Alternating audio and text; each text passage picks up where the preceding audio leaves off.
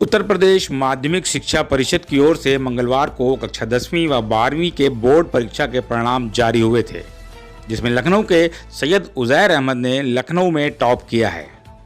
अंबरगंज स्थित Saint Mary Public Inter College में पढ़ाई करते हुए कक्षा 12वीं के सैयद उज़ैर अहमद ने लखनऊ में सेकंड पोजीशन व उत्तर प्रदेश में 7वीं पोजीशन प्राप्त की है। अपने होनहार बेटे की इस कामयाबी पर उज़ैर अहमद की मां बहुत खुश है। साथ ही कॉलेज के तमाम टीचर व कॉलेज प्रबंधक ने उज़ैर अहमद को मिठाई खिलाकर व गुलदस्ता भेंट कर उज़ैर अहमद व उसकी मां को सम्मानित किया। उत्तर प्रदेश माध्यमिक शिक्षा परिषद के 10वीं व 12वीं के परिणाम आज घोषित कर दिए गए हैं और हमारे साथ इस वक्त जो है सैयद उज़ैर अहमद मौजूद हैं, जिन्होंने यहाँ अंबरगंज में स्थित Saint Mary Public Inter College में शिक्षा हासिल की। इंटरमीडिएट के अंदर शिक्षा ग्रहण करते हुए इन्होंने लखनऊ में जो है टॉप किया है, जिसमें इनकी सेकंड पोजीशन आई है। हमारे साथ मौजूद हैं, आइए इनसे बात करते हैं। उज़ैर जी, ये बताइए कि आपने जो सबसे पहले तो आपको हमारी तरफ से बहुत बहुत मुबारकबाद। शुक्रिया। दूसरा ये बताइए कि जैसे कि आप इतनी सी उम्र में इंटर में इतने अच्छे नंबरों से पास हुए हैं, ये पोजीशन आपने पाई, आप कैसा महसूस कर रहे हैं? जी बहुत अच्छा महसूस कर रहे हैं। अच्छा, ये बताइए आपके पापा जो हैं, जी जैसे कि हमको जानकारी मिली है कि उनका देहांत काफ़ी समय पूर्व हो चुका था, जी तो आपकी माँ जो हैं उन्होंने आप लोगों को बच्चों की परवरिश दी है। किस तरह परवरिश दी है? क्योंकि आपकी जो आर्थिक स्थिति है वो भी हमें जानकारी में है कि सही नहीं है घर की। आपकी माँ ने आप बच्चों को जो तालीम दी है उसके अंदर किस किस तरह की परेशानियाँ आई, क्या क्या दौर गुजरे? जी बहुत परेशानियाँ बीच में आती रही थी, लेकिन अम्मी ने सब कुछ करा। अम्मी सब कुछ करती थी, अम्मी कॉलेज में जाके पढ़ाती थी और अम्मी के मारे और मामू ने भी बहुत सपोर्ट किया, हमेशा मोटिवेट करते रहते थे। और दादी वगैरह थी, उन्होंने भी बहुत ज़्यादा ध्यान दिया हम पे, मतलब अच्छे से पढ़ो। सब ने बहुत मोटिवेट करा, सब ने बहुत अच्छे से मदद करी। और किस तरह की जो है आपने परेशानियां देखी इस दौर में? क्या आपकी माँ ने जब आपको पढ़ाया है, जो भी परेशानी है, कोई एक परेशानी आपको याद है, कोई वो दिन वो चीज़ जो आपके लिए जहन में घर कर गई हो, वो मुश्किल माँ की? जी कभी कभी जैसे कि अम्मी को जाना होता था स्कूल पढ़ाने के लिए, तो अम्मी को कभी कभी रिक्शा नहीं मिलता था, तो उनको पैदल जाना पड़ता था काफ़ी लंबा, तो वो लगता था हमें चल के, इसलिए। अच्छा। तो ये बताइए कि अब आगे आपने भविष्य में क्या प्लान करा है कि आपको आगे जाके क्या बनना है, किस फील्ड में जाना है, और अपनी माँ की जो उन्होंने कुर्बानियाँ दी हैं उसको कैसे उसका हक अदा करना है, क्या सोचा है? जी हमने सोचा है नीट के लिए प्रिपेयर करेंगे और MBBS में एडमिशन लेंगे इंशाल्लाह।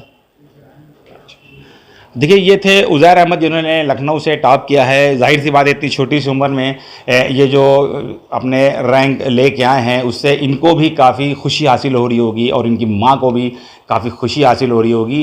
और जैसा कि जानकारी हम लोग को यहाँ पे मिली है कि इनके परिवार की जो है आर्थिक स्थिति सही नहीं है, क्योंकि इनके जो पिताजी थे उनका बीमारी के चलते 8 वर्षों पहले ही जो है देहांत हो चुका था। इनकी माँ ने किसी तरह से प्राइवेट स्कूल में जॉब करते हुए अपने बच्चों को पाला और उनको शिक्षा दी, ये एक बहुत बड़ी बात है।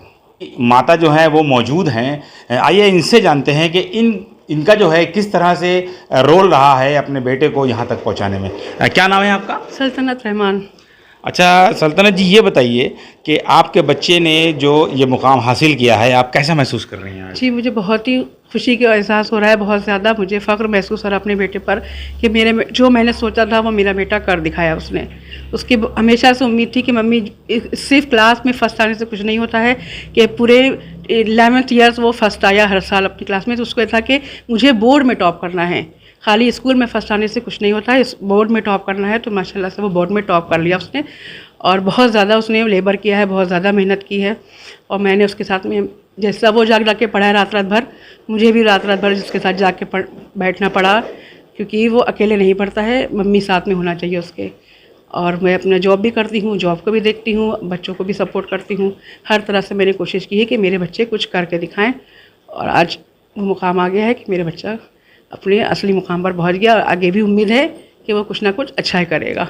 अच्छा, ये बताइए आपके जो परिवार में हैं कितने लोग हैं? आप बच्चों को पढ़ाती हैं और साथ में जॉब भी करती हैं, और कोई घर में है महिला आपका सहयोग करने के लिए? नहीं, ऐसे तो घर में कोई नहीं है, लेकिन इनकी दादी हैं तो वो आती रहती हैं, मतलब वो डेली नहीं रहती हैं, क्योंकि वो हमारे इनके चचा के पास भी रहती हैं बराबर से, कभी यहाँ आती कभी वहाँ। तो जब दादी आती है तो हमको इनकी दादी को भी देखना पड़ता है, क्योंकि अभी वो इस काबिल नहीं है कि वो कुछ कर सकें। आपके पति का जो है देहांत हुए कितने वर्ष हुए? जी 8 साल हो गए हैं।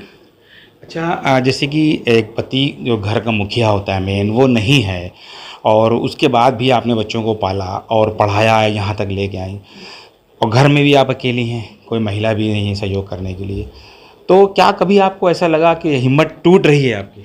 जी कभी कभी जब ज़्यादा बीमार कभी हो जाते हैं, क्योंकि मुझे हमेशा ज़्यादा बीमार रहती हूँ मैं, तो उस वक्त कभी कभी लगता है, लेकिन बच्चों का मुंह देख के कभी उनको ये नहीं महसूस होने दिया कि हाँ मुझे तकलीफ़ हो रही है, ताकि क्योंकि मेरे बच्चे भी बहुत ज़्यादा सेंसिटिव हैं, अगर मुझे ज़रा से कोई तकलीफ़ होती है तो उनको भी एहसास होता है। तो इसलिए मुझे हमेशा ये कोशिश रही है कि मैं किसी भी तरह से अपने बच्चों पर कोई भी आँच नहीं आने दूँ, और हमेशा कोशिश रही कि हमेशा उनके लिए अच्छा करके दिखाऊँ। क्या उम्मीद करी है आपने अपने उज़ैर बेटे से? जी मैंने बहुत ज़्यादा उम्मीद की है, क्योंकि मेरे बेटे का डॉक्टर का ख्याल है कि वो MBBS करना चाहता है, लेकिन ये है कि मेरे पास ऐसा कुछ नहीं है कि मैं उसको MBBS करा सकूँ, लेकिन बस अल्लाह का साथ है, अल्लाह चाहेगा तो इंशाल्लाह वो ज़रूर करेगा MBBS।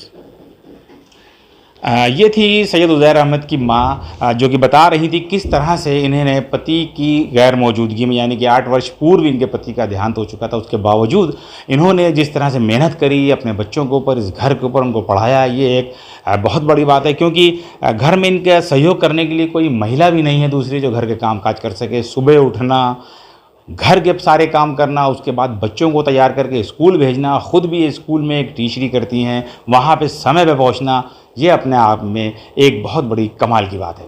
सैयद उज़ैर अहमद जो हैं अंबरगंज स्थित Saint Mary Public Inter College में यहाँ शिक्षा ग्रहण करते थे। हम उनके स्कूल में आए हुए हैं, इनके जो टीचर्स हैं, प्रिंसिपल हैं, उनसे हम बात करेंगे, उनसे हम जानने की कोशिश करेंगे ये पढ़ाई में किस तरह के थे।